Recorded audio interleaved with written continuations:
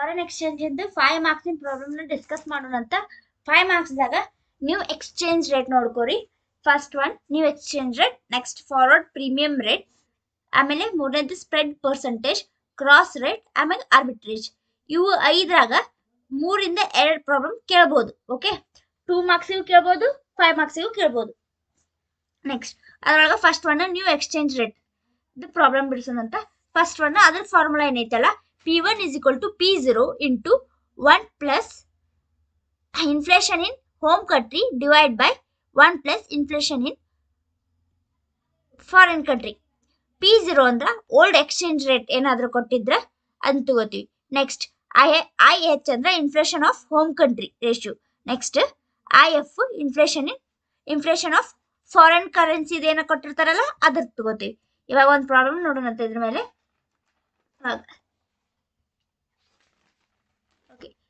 Find out the new exchange rate between rupees and dollar.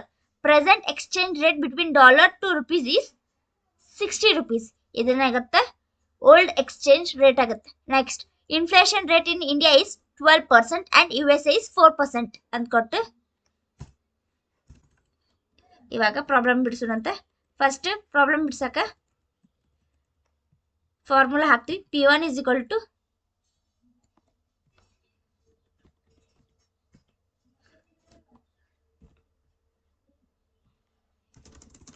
Okay, ಇವಾಗ P0 ಕ್ಕೆ ಏನು ತಗೋಬೇಕಂತ ಬರ್ಕೋತೀನಿ. ಫಸ್ಟ್ P0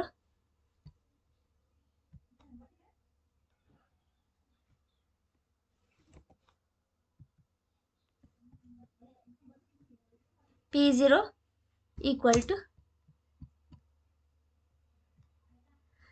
P0 ಏನಾಗುತ್ತೆ, P0 ಏನಾಗುತ್ತೆ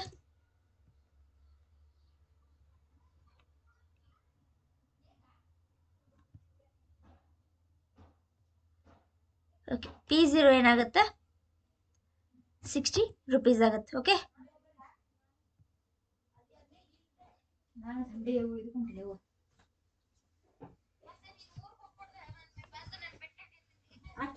ಓಕೆ P0 ಆಯ್ತು. ಈಗ IH ಅಂದ್ರೆ Indian currency rate inflation rate 12% ಐತಿ. ಸೊ ನಾವು 12% ನ ಡೈರೆಕ್ಟ್ ಬರ್ಕೊಂಗಿಲ್ಲ. 12% ನ ಏನ್ ಮಾಡ್ತೀವಿ, 12 ಡಿವೈಡ್ ಬೈ 100 ಮಾಡ್ಕೊಂಡ್ರೆ ನಮಗೆ ಆನ್ಸರ್ 0.12 ಬರುತ್ತೆ. ಓಕೆ, ನೆಕ್ಸ್ಟ್ IF ಅಂದ್ರೆ ಇನ್ಫ್ಲೇಷನ್ ಇನ್ ಫಾರಿನ್ ಕಂಟ್ರಿ. US ಆದಾಗ ಎಷ್ಟೈತಿ, 4% ಐತಿ. ಸೊ 4% ನ 4 ಡಿವೈಡ್ ಬೈ 100 ಮಾಡಿದ್ರೆ 0.04 ಬರುತ್ತೆ ಆನ್ಸರ್. ಇವಾಗ ಪ್ರಾಬ್ಲಮ್ನ ಬಿಡಿಸ್ತೀವಿ.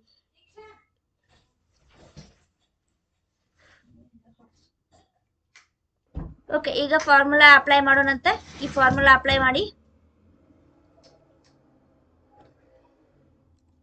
ಮಾಡಿದ್ರೆ P0 ಏನ್ ಬಂದೈತಿ 60 into 1 as it is plus IH ಏನೈತಿ 0.12 ಮತ್ತೆ ಡಿವೈಡ್ ಬೈ 1 ಪ್ಲಸ್ IF ಏನೈತಿ 0.04 ಮಾಡಿದ್ರೆ into 60 into 1 plus 1.12 divide by 1.04 ಮಾಡಿದ್ರೆ ಇಂಟು 60 ಇಂಟು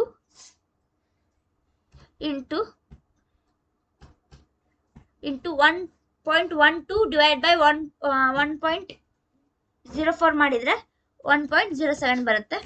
ಇವಾಗ ಅದನ್ನ ಇಂಟು 60 ಮಾಡಿದ್ರೆ ನಮ್ಗೆ ಆನ್ಸರ್ 64.6153 ಇದು ಆನ್ಸರ್ ಬರುತ್ತೆ. ಇದೇನೈತಲ್ಲ new exchange rate. Okay, second problem forward premium ಮೇಲೆ ಸೆಕೆಂಡ್ ಪ್ರಾಬ್ಲಮ್ ಇರ್ತೈತಿ. ಫಾರ್ವರ್ಡ್ ರೇಟ್ ಪ್ರೀಮಿಯಂ ಇದನ್ನ 2 ಮಾರ್ಕ್ಸ್ ಕೇಳಬಹುದು, 5 ಮಾರ್ಕ್ಸ್ ಕೇಳಬಹುದು. So example, spot rate 1 pound is equal to rupees 83.50. After 60 days, forward rate will be rupees 84.20. ಇಷ್ಟ ಕೊಟ್ಟಿರ್ತಾರೆ problem. ನಾವು ಇದ್ರ formula ಏನಂದ್ರೆ forward premium is equal to FR ಅಂದ್ರೆ ಫಾರ್ವರ್ಡ್ ರೇಟ್ ಮೈನಸ್ SR ಅಂದ್ರೆ spot rate divide by spot rate into 365 into number of days into 100. Okay, ಕ್ವಶನ್ನಾಗ days ಕೊಟ್ಟರೆ ನಾನು 365 ಡೇಸ್ ಹಾಕಿನಿ.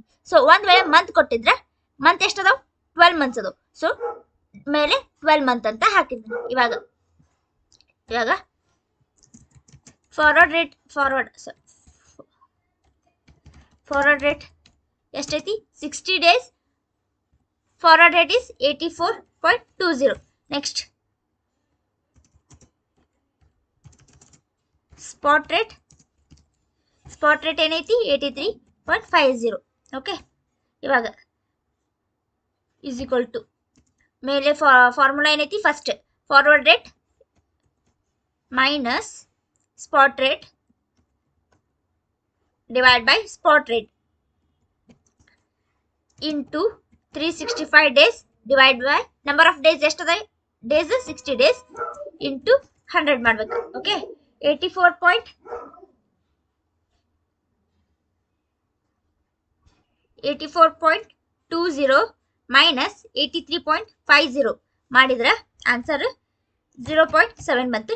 Divide by 83.50 into 365 divide by 60 ಮಾಡಿದ್ರೆ 6.83 ಬಂತು into 100. 0.7 divide by 83.50 into ಇದು 0.7 divide by 83.50 ಮಾಡಿದ್ರೆ 0.084 ಬರುತ್ತೆ ಇಂಟು 0.68 ಇಂಟು 100. ಇವಾಗ 0.084 ಇಂಟು 6.808 ಇಂಟು 100 ಮಾಡಿದ್ರೆ ಆನ್ಸರ್ ಏನು ಬಂತು, 5.1072 ಬಂದ ಆನ್ಸರ್ನ ನಾವು ಏನು ಮಾಡ್ತೀವಿ, ಪರ್ಸೆಂಟೇಜ್ ಸಿಂಬಲ್ದಾಗ ತೋರಿಸ್ತೀವಿ. ಇದೇನಾಯ್ತು ಫಾರ್ವರ್ಡ್ ಪ್ರೀಮಿಯಂ ರೇಟ್. ಇದು 2 ಮಾರ್ಕ್ಸಿಗಾದ್ರೂ ಕೇಳ್ಬೋದು, 5 ಮಾರ್ಕ್ಸಿಗಾದ್ರೂ ಕೇಳ್ಬೋದು. ಓಕೆ.